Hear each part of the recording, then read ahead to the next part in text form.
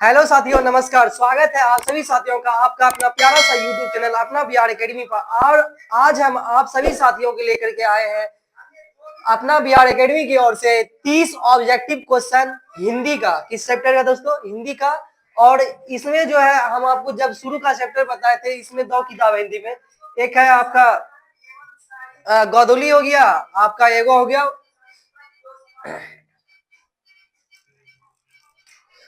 एक है आपका गोदली और दूसरा है वर्णिका। वर्णिका हम आपको पढ़ा चुके हैं पहले ही। और गोदली में देखिए ये पदखंड का 5वां चैप्टर है। क्या दोस्तों? पदखंड का 5वां चैप्टर है नागरी लिपि। क्या है दोस्तों? पदखंड का 5वां चैप्टर नागरी लिपि है। और आज हम यही चैप्टर आपको आज पढ़ाएंगे। और आपके सामने हम 30 ऑब्जेक्टिव लेकर के आए हैं। और यह जो ऑब्जेक्टिव है, ऑब्जेक्टिव क्वेश्चन, ये आपके लिए एग्जाम के पॉइंट ऑफ व्यू से बहुत इंपॉर्टेंट है। और इस चैप्टर के इस ऑब्जेक्टिव के साथ साथ हम आपको इसके इस कहानी के लेखक परिचय के बारे में और इसको जो है शॉर्ट माध्यम में शॉर्ट माध्यम में आपको बताने का प्रयास करेंगे, ताकि आपके सामने जो हम ऑब्जेक्टिव क्वेश्चन लेकर के आए हैं इसका आंसर आपको समझने में दिक्कत ना हो। तो चलिए दोस्तों देखते हैं नागरी लिपि। जैसा कि हमने यहाँ पे लिखा हुआ है 5वां चैप्टर है नागरी लिपि पदखंड। गोदुली का पदखंड का 5वां चैप्टर है नागरी लिपि। तो पहले हम लेखक परिचय के बारे में आपको बता देंगे, उसके बाद हम आपको कुछ शॉर्ट माध्यम में कहानी बताएंगे, उसके बाद आपको इसकी ओर ले चलेंगे, क्वेश्चन की ओर ले चलेंगे। सुनिए, नागरी लिपि क्या है दोस्तों? नागरी लिपि एक निबंध है। क्या है दोस्तों? नागरी लिपि एक निबंध है। तो हम आपको आपके सामने हम आपको कहानी सुनाएंगे नहीं, बल्कि जो जो इम्पोर्टेंट होगा वो चीज हम आपके सामने लिखेंगे भी, ताकि आपको समझने में दिक्कत ना हो। देखिए, नागरिक लिपि क्या है दोस्तों? नागरिक लिपि एक निबंध है। क्या है? नागरिक लिपि एक निबंध है। नागरी लिपि एक निबंध है। और इनके लेखक कौन है? इनके लेखक गुणाकर मूले जी हैं। कौन है? इनके लेखक गुणाकर मूले जी हैं। इनके लेखक कौन है दोस्तों? गुणाकर मूले। गुणाकर मूले इनके लेखक है। और यह जो है नागरी लिपि, यह नागरी लिपि भारतीय लिपियों की कहानी से लिया गया है। कहां से लिया गया है? भारतीय लिपियों की कहानी से लिया गया है। तो हम यहाँ पे लिख के आपको बताना चाहेंगे, ताकि आपको कुछ भी कठिनाई ना हो समझने में। तो भारतीय लिपियों की कहानियों से लिया गया है। कहां से? भारतीय लिपियों के कहानी से। भारतीय लिपियों के कहानी से लिया गया क्या? नागरी लिपि। क्या लिया गया है दोस्तों? भारतीय कहानी की लिपि से लिया गया है नागरी लिपि। यह एक निबंध है। क्या दोस्तों? यह एक निबंध है। और इनके लेखक गुणाकर मूले जी हैं। कौन है? गुणाकर मूले जी हैं। और अब हम आपको ले चलेंगे इसके गुणाकर मूले जी के बारे में आपको बताएंगे। तो सुनिए, गुणाकर मूले जी का जन्म जो है कब हुआ था? गुणाकर मूले जी का जन्म 1935 ईस्वी में महाराष्ट्र के अमरावती में हुआ था। कहाँ हुआ था? 1935 ईस्वी में गुणाकर मूले जी का जन्म जन्म कब और कहां हुआ था? तो देखिए 1935 ईस्वी में। कहा हुआ? कब हुआ था दोस्तों? 1935 ईस्वी में। देखिए, हम जो आपको लिख करके बता रहे हैं, यह चीज आपके प्रश्न में बन के आ सकता है। अगर आप कहानी भी सुन लीजिएगा ना, तो आप ऑब्जेक्टिव को बना ही लीजिएगा, साथ साथ आप सब्जेक्टिव को भी आसानी से बना पाइएगा। देखिए, जन्म कब हुआ था? गुणाकर मूले जी का जन्म कब हुआ था? 1935 ईस्वी में। और इनका जन्म हुआ कहां था? 1935 में तो हुआ, आखिर हुआ कहां था? देखिए, इसका जन्म हुआ था महाराष्ट्र के अमरावती में। कहां हुआ था? महाराष्ट्र के अमरावती जिले में। महाराष्ट्र के अमरावती जिले में। अमरावती जिले में कहा हुआ था दोस्तों? गुणाकर मूले जी का 1935 ईस्वी में महाराष्ट्र के अमरावती जिले में हुआ था। कहा हुआ था? महाराष्ट्र के अमरावती जिले में। तो देखिए, हम सब जो आपके सामने जो हम लिख रहे हैं, ये आपके लिए बहुत इंपॉर्टेंट है। क्या है? बहुत इंपॉर्टेंट है। और देखिए, हमने बता दिया महाराष्ट्र के अमरावती में हुआ था 1935 ईस्वी में। और इनकी मृत्यु कब हुई थी? इनकी मृत्यु 2009 ईस्वी में हुआ था। कब हुआ था? 2009 ईस्वी में इनकी मृत्यु हो गई थी। इनकी मृत्यु कब हुई थी? 2009 ईस्वी में इनकी मृत्यु हो गई थी। देखिए, इनके कुछ प्रमुख रचनाएं हैं। क्या है दोस्तों? इनके कुछ प्रमुख रचनाएं हैं। और हम आपको इनकी सभी रचनाओं के बारे में आपको नहीं बताएंगे, हम उतना ही बताएंगे जो आपके लिए एग्जाम के पॉइंट ऑफ व्यू से इंपॉर्टेंट है। तो पहले हम इसको मिटा देते हैं, उसके बाद हम आपको लिख करके बताएंगे जो आपके लिए इनके लेखक जो है और इनके कहानी, इनके रचनाकार जो है, रचना क्या क्या चीज का किया है, इनमें जो महत्वपूर्ण है वही हम आपको लिख के बताएंगे। तो पहले हम इनको मिटा लेते हैं, उसके बाद हम आपको बताएंगे।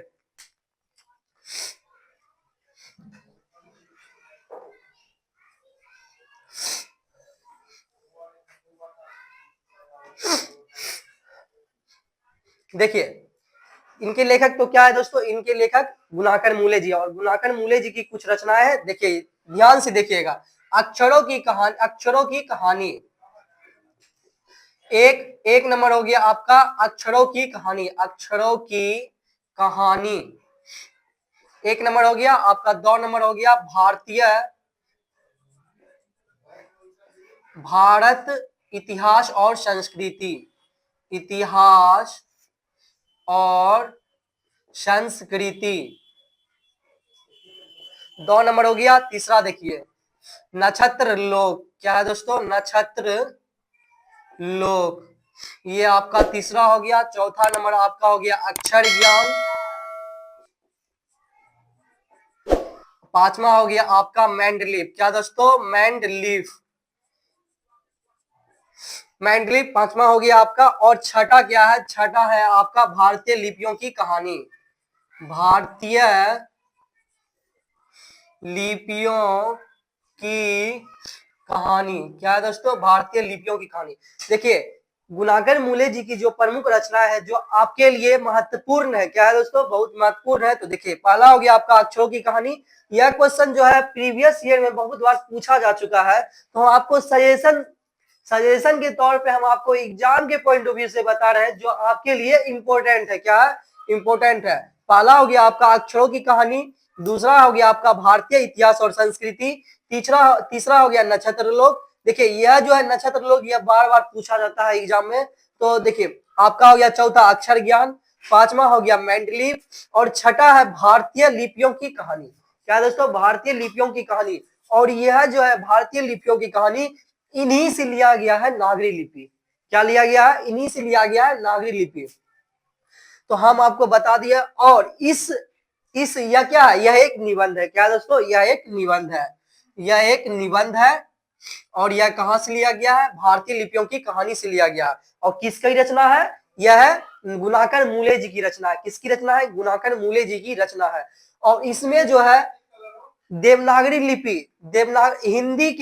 अपने हिंदी के अपने नागरी लिपि, जिसको कि हम देवनागरी लिपि के नाम से भी जानते हैं, इन्हीं का रूप का वर्णन किया गया है इस चैप्टर में।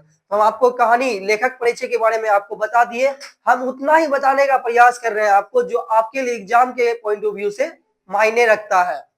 तो हम आपको लेखक परिचय के बारे में बता दिए, और आपको अब हम ले चलते हैं इनकी कहानी की ओर। देखिए इसमें जो है हिंदी के अपने नागरी लिपि और देवनागरी, नागरी लिपि को देवनागरी लिपि कहते हैं, उसी के बारे में इसमें चर्चा की गई है। इसमें चर्चा हिंदी हो गया आपका, मराठी हो गया आपका, हिंदी मराठी नेपाली। देखिए नेपाल में जो है, नेपाल में कौन सी भाषा बोली जाती है, नेपाल में नेपाली भाषा बोली जाती है और नेवाड़ी भाषा बोली जाती है। कौन कौन सी भाषा, नेपाल में 2 भाषाएं बोली जाती है। तो प्रश्न भी आपके एग्जाम में बन सकता है कि नेवाड़ी भाषा कहाँ की भाषा है, मतलब नेवाड़ी भाषा कहाँ के लोग बोलते हैं, कहाँ के लोग बोलते हैं, नेपाल के लोग बोलते हैं नेवाड़ी, और वहां के लोग नेपाली भाषा भी बोलते हैं। कौन भाषा, नेपाली और नेवाड़ी, नेपाली और नेवाड़ी भाषाएं भी बोली जाती है। कहाँ, नेपाल में नेवाड़ी, नेवाड़ी, नेवाड़ी भाषा बोली जाती है कहाँ, नेपाल में। देखिए हिंदी हो गया आपका, नेपाली हो गया, नेवाड़ी हो गया, और आपका मराठी हो गया। मराठी यह सब किसमें लिखी जाती है, देवनागरी लिपि में लिखी जाती है। किसमें, देवनागरी। हम लोग जो पढ़ते हैं, जैसे कि हम आपके सामने में यह सब चीज जो लिखे हुए हैं, ये कौन सी लिपि में है, यह देवनागरी लिपि में है। कौन सी लिपि में है दोस्तों, यह देवनागरी लिपि में है। तो देखिए हिंदी, नेपाली, नेवाड़ी यह सब देवनागरी लिपि में लिखी जाती है। और गुजरात के गुजराती, गुजरात जो हमारे देश का राज्य है, गुजरात में कौन सी भाषाएं बोली जाती है, तो आपको हम एक्स्ट्रा चीजें बताते हैं ताकि यह चीज जो है आपके क्लास में भी है, आपके सिलेबस में ही है। तो हम यह जो है गुजरात में कौन सी भाषाएं बोली जाती है, यह एसएसटी का भाग है, सामाजिक विज्ञान का भाग है, फिर भी इसमें भी आपका वर्णन किया गया है। तो हम आपको बता रहे हैं गुजरात में जो गुजराती भाषा बोली जाती है, गुजराती भाषा देवनागरी लिपि से ही मिली जुली है। क्या है, देवनागरी लिपि से ही मिली जुली है, इसमें कोई अंतर नहीं बुझाता। किसमें, गुजराती भाषा और देवनागरी भाषा में। इतना ही नहीं बल्कि बंगाल की भाषा, बंगाल पश्चिम बंगाल में कौन सी भाषा बोली जाती है? बंगला भाषा बोली जाती है। बंगाल में कौन सी भाषा बोली जाती है दोस्तों? बंगला भाषा बोली जाती है। और पता है बंगला भाषा को जो है ना देवनागरी लिपि की बहन बोला जाता है। क्या बोला जाता है? देवनागरी लिपि की बहन बोला जाता है। किसको? बंगला भाषा को। बंगला भाषा को देवनागरी लिपि की बहन बोला जाता है। तो हम यह सब चीज तो समझ लिए। अब लेकिन देवनागरी लिपि आखिर बना कैसे? आखिर देवनागरी लिपि का नाम हुआ कैसे? कैसे ये आया? तो उसके बारे में जानेंगे। देखिए देवनागरी लिपि जो है, बहुत लोग अगर आप किसी से पूछिएगा देवनागरी इसका नाम आखिर धराया कैसे, आखिर लोग इसको देवनागरी नाम से पहचानने कैसे लगे? देखिए बहुत लोगों का मानना है, बहुत लोगों का सोचना है कि गुजरात के गुजराती, गुजरात में जो है ब्राह्मण, नागर ब्राह्मण, गुजरात के ब्राह्मण, नागर ब्राह्मण जो है उन्होंने ही पहला नंबर जो है इस लिपि का प्रयोग किया। इसलिए इनको नागरी लिपि, देखिए देवनागरी लिपि को नागरी लिपि और देवनागरी लिपि के नाम से भी जानते हैं। कौन कौन से नाम से? एक हो गया आपका नागरी लिपि, नागरी लिपि, और इसी को जो है देवनागरी लिपि के नाम से भी जानते हैं। कौन सी लिपि से? देवनागरी, देवनागरी लिपि के नाम से भी जानते हैं। किनको? नागरी लिपि को। नागरी, बहुत लोगों का मानना है कि गुजरात के नागर ब्राह्मण ने इस लिपि का पहला प्रयोग किया, इसलिए इस लिपि को नागरी लिपि के नाम से जाना जाता है। तो कुछ लोगों का मानना है, कुछ लोगों का मानना है कि पाद ताड़ित कम, क्या? पाद ताड़ित कम एक पुस्तक है। क्या है दोस्तों? पाद ताड़ित कम एक पुस्तक है। तो हम यहाँ पे लिख देते हैं ताकि आपको समझ में आए। पाद ताड़ित, ताड़ित, ताड़ित कम, पाद ताड़ित कम नामक पुस्तक में जो है 200 वर्ष पहले, 200 वर्ष पहले पटना नगर की स्थापना हुई थी। और पटना नगर में ही जो है, पटना नगर में जो है, पटना एक नगर, नगर के रूप में पटना की स्थापना हुई थी। और उसी समय पटना में इस लिपि का प्रयोग किया गया था। किसका? नागरी लिपि का प्रयोग किया गया था।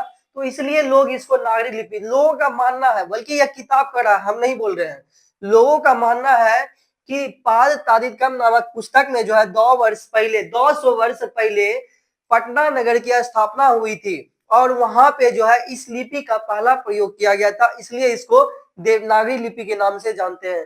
तो कुछ और लोगों का मानना है कि काशी में इनका प्रयोग जो है, काशी के ब्राह्मणों ने इनका पहला प्रयोग किया था, काशी के ब्राह्मणों ने इनका पहला प्रयोग किया था, देवनागरी लिपि का प्रयोग किया था।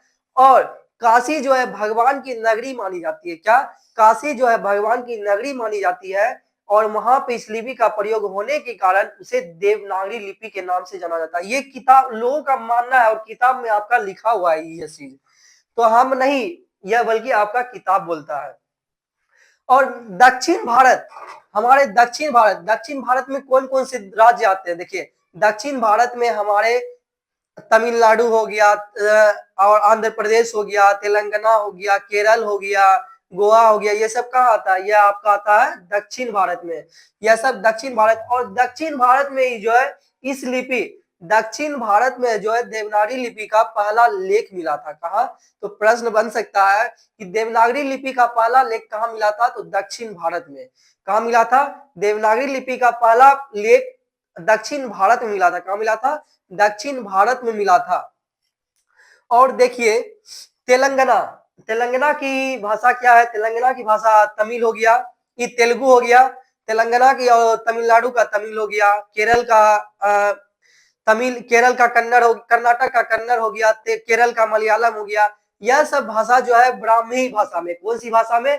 ब्राह्मी लिपि में लिखी जाती है, सॉरी भाषा नहीं बल्कि ब्राह्मी लिपि में लिखी जाती है। देखिए यह सब भाषा है। जैसे हमारे बिहार राज्य का, बिहार राज्य जो है इनकी भाषा क्या है? हमारे देश में मैथिली बोली जाती है, हिंदी बोली जाती है, बहुत सारी भाषा, 3-4 किस्म की भाषा बोली जाती है, लेकिन यह सब भाषा देवनागरी लिपि में लिखी जाती है। उसी प्रकार जो है दक्षिण भारत के जो राज्य है तेलंगाना, जिसकी भाषा क्या है? तेलुगु है, तमिलनाडु जिसकी भाषा तमिल है, केरल जिसकी भाषा मलयालम है, और आंध्र प्रदेश हो गया, इनकी भाषा तेलुगु। इसको क्या, यह जो है ब्राह्मी लिपि में लिखी जाती है। कौन सी? ब्राह्मी लिपि में। देखिए हम यहाँ पे लिख देते हैं, ब्राह्मी लिपि में लिखी जाती है। कौन कौन सी? तभी तेलुगु हो गया, मलयालम हो गया, यही सब भाषा हो गया, ब्राह्मी लिपि में लिखी जाती है। यह किताब में आपका यह सब लिखा हुआ है, तो हम आपको सुनाना पड़ रहा है, हम आपको सुनाना पड़ रहा है हमको। देखिए हम आपको इसके बारे में बता दिए। अब आपको हम विस्तार से नहीं बताया, हम आपको शॉर्ट माध्यम में बताने का प्रयास कर रहे हैं। और उत्तर भारत हम लोग कहाँ आते हैं? हम लोग उत्तर पूर्व, पूर्व उत्तर में आते हैं। बिहार राज्य जो है पूर्व उत्तर, लेकिन जैसे जम्मू कश्मीर हो गया आपका, हरियाणा हो गया, दिल्ली हो गया, यह भारत के उत्तर दिशा में आता है। कहाँ आता है? नॉर्थ साइड में। कहाँ आता है दोस्तों? नॉर्थ साइड में, उत्तर दिशा में आता है। और उत्तर दिशा में जो है नागरी लिपि को देवनागरी नाम से जाना जाता है। कौन सी नाम से? नागरी लिपि को देवनागरी, जिसे हम लोग कौन नाम से जानते हैं? हम लोग नागरी नहीं बोलते हैं, बल्कि देवनागरी बोलते हैं। क्या बोलते हैं? देवनागरी लिपि बोलते हैं। कौन सी लिपि बोलते हैं? देवनागरी। और 12वीं शताब्दी में भी अकबर ने जो है अपने सिक्कों पे राम सिया का चित्र बनवाए थे। किस पे? अपने सिक्कों, जब अकबर मुगल सम्राट शासक अकबर का जब शासन था, तो उन्होंने अपने सिक्के जब चलवाए थे, उन पे राम सिया के आकृति बनवाए थे। तो यह प्रश्न आपके एग्जाम में बन के आ सकता है, कंफर्म मानिए कि आएगा। तो इस प्रकार से हम कहानी को समाप्त करते हैं। या हम आपको विस्तार से ना बता के आपको शॉर्ट माध्यम में बताने का प्रयास किए हैं। यह आपका फुल कहानी नहीं है, मतलब आपके लिए एग्जाम के पॉइंट ऑफ व्यू से जितना है इम्पोर्टेंट है, हम उतना ही आपको बताने का प्रयास किए। तो अब चलते हैं अपनी प्रश्न की ओर। देखते हैं प्रश्न, उत्तर भारत में नागरी लिपि के लेख कब से मिलने लगे? देखिए उत्तर भारत में जो है नागरी लिपि 9वीं सदी में जो पूरी तरह से भारत में फैल चुका था। 9वीं सदी में भारत में पूरी तरह से देवनागरी लिपि फैल चुका था। तो इस प्रकार इसका आंसर, 1 नंबर का आंसर क्या हो जाएगा? 9वीं सदी। कौन सा हो जाएगा? ऑप्शन नंबर सी दोस्तों सही हो जाएगा। अब हम आपको ले चलेंगे दूसरे प्रश्न नंबर की ओर। नागरी लिपि के आरंभिक लेख हमें कहां से मिले हैं? तो हमने आपको कहानी में बताया था कि नागरी लिपि, जिसको देवनागरी नाम से भी जानते हैं, इनका आरंभिक लेख दक्षिण भारत में मिला था। कहां मिला था दोस्तों? दक्षिण भारत में मिला था। इसका आंसर क्या हो जाएगा? दो का आंसर सी हो जाएगा। तो ऑप्शन नंबर सी सही हो जाएगा। तो अब चलते हैं अगली प्रश्न 3 नंबर की ओर। बेतवा दान पत्र किस समय का है? बेतवा दान पत्र, यह सब आपका रटना पड़ेगा, यह सब चीज आपको। तो बेतवा दान पत्र किस समय का है? तो 1020। ऑप्शन नंबर ए सही हो जाएगा, 1020। 4 नंबर देखते हैं प्रश्न की ओर। सरहपाद की कृति है, सरहपाद की कृति कौन सी है? तो सरहपाद की कृति दोहा कोश है। यह क्या है? सरहपाद जो है एक आदि कवि है, हिंदी के आदि कवि थे। कौन? सरहपाद। सरहपाद जो है हिंदी के आदि कवि थे, हिंदी के आदि कवि थे। कौन? सरहपाद। और इनकी एक रचना है दोहा कोश, इन्होंने एक रचना किया था दोहा कोश। तो वही इसका आंसर हो जाएगा। देखिए 4 नंबर प्रश्न क्या है? सरहपाद की कृति है, तो सरहपाद की कृति कौन सी है? दोहा कोश हो जाएगा आंसर। क्या हो जाएगा दोस्तों? दोहा कोश हो जाएगा। और इस प्रकार 4 का ऑप्शन नंबर ए सही हो जाएगा। ऑप्शन नंबर ए सही हो जाएगा। अब चलते हैं 5 नंबर प्रश्न की ओर। 12वीं सदी के केरल के शासकों के सिक्कों पर वीर केरलस्य जैसे शब्द लिपि में अंकित है। कौन सी? ब्राह्मी। कौन सी? ब्राह्मी। यह क्या हो जाएगा आपका? यह सही हो जाएगा। अब चलते हैं 6 नंबर प्रश्न की ओर। ईसा की 14वीं 15वीं सदी के विजयनगर के शासकों ने अपने लेखों को लिपि को कहा, अपने लेखों की लिपि को कहा। देखिए विजयनगर के शासक, विजयनगर के शासक जो है देवनागरी लिपि को पहली बार देखना, देवनागरी लिपि को पहली बार नंदी नागरी बोले थे। कहा? नंदी नागरी बोले थे। और दक्षिण भारत में जो देवनागरी, जिस प्रकार हम सब उत्तर में है और उत्तर में जो नागरी लिपि को देवनागरी नाम से जानते हैं, उसी प्रकार जो है दक्षिण भारत में देवनागरी लिपि को नंदी नागरी के नाम से जाना जाता है। आप इनको ध्यान में रखिएगा। दक्षिण भारत में देवनागरी लिपि को कौन सा नाम से जाना जाता है? नंदी नागरी के नाम से जाना जाता है। तो 6 नंबर का प्रश्न है, ईसा की 14वीं 15वीं सदी के विजयनगर के शासकों ने अपने लेखों की लिपि को कहा, क्या कहा? नंदी नागरी कहा। ऑप्शन नंबर ए सही हो जाएगा। अब चलते हैं 7 नंबर की ओर। हिंदी लिखी जाती है, हिंदी लिखी जाती है। हम लोग क्या, यह जो है आपके सामने हम लिखे हैं, क्या लिखे हैं, हिंदी लिखे हैं। और हिंदी किस में लिखी जाती है, देवनागरी लिपि में, जिसको हम नागरी लिपि के नाम से भी जानते हैं। तो इसका आंसर क्या हो जाएगा, 7 का आंसर क्या हो जाएगा, देवनागरी लिपि में। ऑप्शन नंबर ए सही हो जाएगा 7 का आपका 7 का ऑप्शन नंबर ए सही हो जाएगा। अब देखते हैं 8 नंबर प्रश्न की ओर। नागरी लिपि के लेखक कौन है, तो नागरी लिपि के लेखक कौन है, गुणाकर मूले जी है। कौन है दोस्तों, गुणाकर मूले जी है। और इसका आंसर क्या हो जाएगा, ऑप्शन नंबर बी सही हो जाएगा। अब देखते हैं 9 नंबर प्रश्न की ओर। हिंदी भाषा की लिपि क्या है, तो हिंदी भाषा, देखिए आपके एग्जाम में प्रश्न जो है बार बार घुरा फिरा के प्रश्न पूछा जा रहा है। तो आप याद रखिएगा, आप ध्यान में रखिएगा कि पिछले ईयर जो पूछा गया था वह प्रश्न आपको पूछा जा सकता है, लेकिन उसी प्रकार से ना पूछ के आपको घुरा फिरा के पूछा जा सकता है, समझे। यह सब चीज आप ध्यान में रखिएगा। देखिए हिंदी भाषा की लिपि क्या है, जिस प्रकार से यहाँ पे लिखा है 7 का, देखिए हिंदी लिखी जाती है देवनागरी लिपि में, उसी प्रकार यहाँ पे घुमा के पूछा गया है। हिंदी भाषा की लिपि क्या है, तो ऑप्शन नंबर बी देवनागरी लिपि, ऑप्शन नंबर बी सही हो जाएगा। अब देखते हैं 10 नंबर प्रश्न की ओर। दोहा कोश किसकी रचना है, तो दोहा कोश किसकी रचना है दोस्तों, देखिए यहाँ जो प्रश्न आपके सामने पहले बताए थे, देखिए 4 नंबर प्रश्न देखिए, सरहपाद की कृति है, किस सरहपाद की कौन सी कृति है, दोहा कोश क्या है, और यह किस हिंदी के आदि कवि थे, कौन सी कवि थे, हिंदी के आदि कवि के नाम से जाना जाता है किसको, सरहपाद को। किसको जाना जाता है, सरहपाद को हिंदी के आदि कवि के नाम से जाना जाता है। तो इसकी रचना है दोहा कोश। तो इस यहाँ देखिए 10 का दोहा कोश किसकी रचना है, सरहपाद की, तो ऑप्शन नंबर ए सही हो जाएगा आपका। अब चलते हैं 11 नंबर प्रश्न की ओर। रामायण की रचना किस भाषा में है, ये पहले जो रचना हुआ करता था, पहले जो किताब लिखा करते थे ऋषि मुनियर, संस्कृत भाषा पहले चला करता था। कौन सी भाषा, संस्कृत भाषा चला करता था। और रामायण, रामायण की रचना किस भाषा में है, तो इसका आंसर ए हो जाएगा, ऑप्शन नंबर ए संस्कृत सही हो जाएगा आपका। अब देखते हैं 12 नंबर प्रश्न। नागरी लिपि शीर्षक पाठ साहित्य की कौन सी विधा है। जब हम आपको लेखक परिचय के बारे में बता रहे थे, हम आपको बताए थे कि नागरी लिपि एक निबंध है। क्या दोस्तों, नागरी लिपि एक निबंध है। तो इसका आंसर क्या हो जाएगा, नागरी लिपि शीर्षक पाठ साहित्य की कौन सी विधा है, यह एक निबंध है। तो 12 का ऑप्शन नंबर बी सही हो जाएगा। अब देखते हैं 13 नंबर प्रश्न की ओर।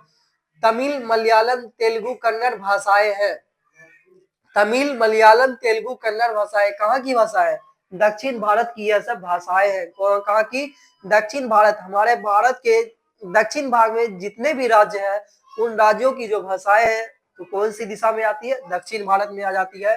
तो 13 का ऑप्शन नंबर डी दक्षिण भारत आपका सही हो जाएगा। अब देखते हैं 14 नंबर प्रश्न की ओर। निबंध के लेखक है, निबंध के लेखक, यह क्या है, नागरी लिपि एक निबंध है। और यह कहां से ली गई है, भारतीय लिपियों की कहानी से ली गई है। हम आपको बार बार यह चीज रिपीट कर रहे हैं क्योंकि यह जो है आपके लिए एग्जाम के पॉइंट ऑफ व्यू से इंपॉर्टेंट मायने रखता है, इसलिए हम आपके सामने बार बार रिपीट कर रहे हैं। निबंध के लेखक है, यह निबंध है, इनके लेखक कौन है, गुणाकर मूले जी है। कौन है, गुणाकर मूले जी है। 15 सूर्य नामक पुस्तक किनकी रचना है। देखिए ये जो है प्रश्न आपके लिए एग्जाम के पॉइंट ऑफ व्यू से उतना इंपॉर्टेंट नहीं है, फिर भी यह प्रश्न आपके प्रीवियस ईयर में पूछा जा चुका है, इसलिए हम आपके सामने यह प्रश्न लेकर के आए हैं। लेकिन हमने जो आपको सजेशन दिया है 6 या 6 जो है रचना, इसी रचना में से एक रचना आपका आना है तो आना है। देखिए सूर्य नामक पुस्तक किसकी रचना है, तो किसकी रचना है, गुणाकर मूले जी की, ऑप्शन नंबर सी सही हो जाएगा। अब देखते हैं 16 नंबर प्रश्न। नेवाड़ी भाषाएं किस लिपि में लिखी जाती है, तो हिंदी हो गया, मराठी हो गया, नेपाली हो गया, नेवाड़ी हो गया, यह सब भाषा कौन सी, देवनागरी लिपि, जिसको कि नागरी लिपि के नाम से भी जानते हैं। तो नेवाड़ी भाषा किस लिपि में लिखी जाती है, देवनागरी लिपि, तो ऑप्शन नंबर ए सही हो जाएगा दोस्तों। आप चलते हैं 17 नंबर प्रश्न की ओर। चलिए दोस्तों चलते हैं अगली प्रश्न 17 नंबर की ओर और पढ़ते हैं प्रश्न, उसके बाद आंसर खोजते हैं हम अपना।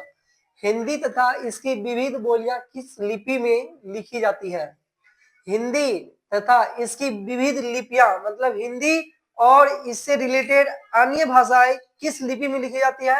हम आपको कहानी सुनाने वक्त बताए थे कि हिंदी हो गया, मराठी हो गया, नागरी नेपाली हो गया, नेवाड़ी हो गया, यह सब किसमें लिखी जाती है, देवनागरी लिपि में लिखी जाती है।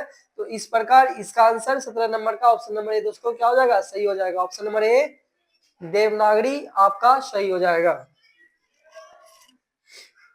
ऑप्शन नंबर ए आपका क्या हो जाएगा, सही हो जाएगा।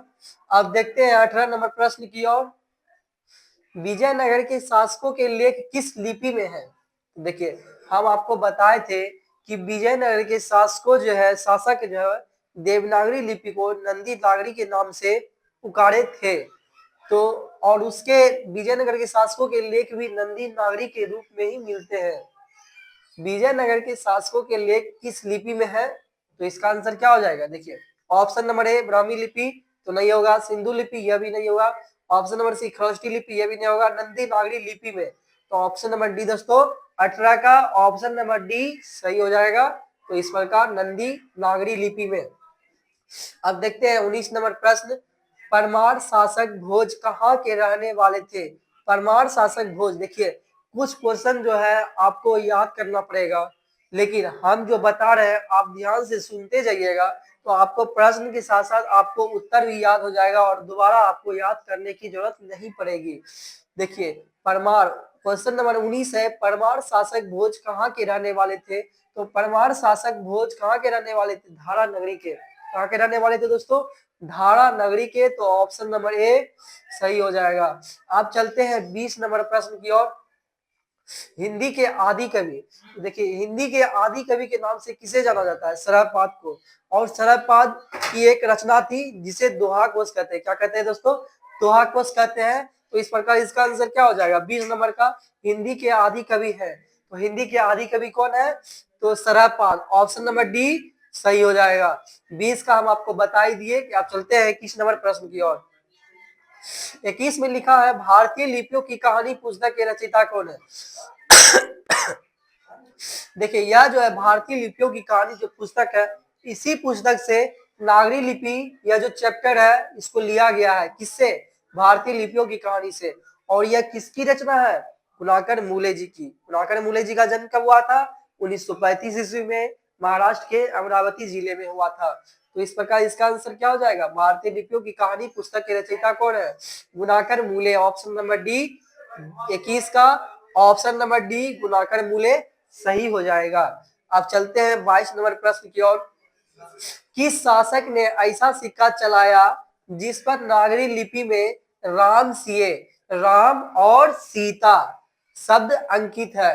राम सिए शब्द अंकित है। किस मुगल सम्राट के शासक बाबर ने यह सिक्का चलाया था? हम आपको कहानी में बताए थे। तो इस प्रकार इसका आंसर क्या हो जाएगा, किस शासक ने? तो बादशाह बाबर ने। किस वंश के राजा थे? तो मुगल शासक थे, मुगल वंश के। तो क्या हो जाएगा, ऑप्शन नंबर सी सही हो जाएगा। ऑप्शन नंबर सी आपका सही हो जाएगा। 22 का ऑप्शन नंबर सी बादशाह बाबर ने। देखिए दोस्तों अब देखते हैं 23 नंबर प्रश्न की ओर। चंद्रगुप्त विक्रमादित्य का व्यक्तिगत नाम क्या था? तो इसका व्यक्तिगत नाम देव था। क्या था? व्यक्तिगत नाम देव था।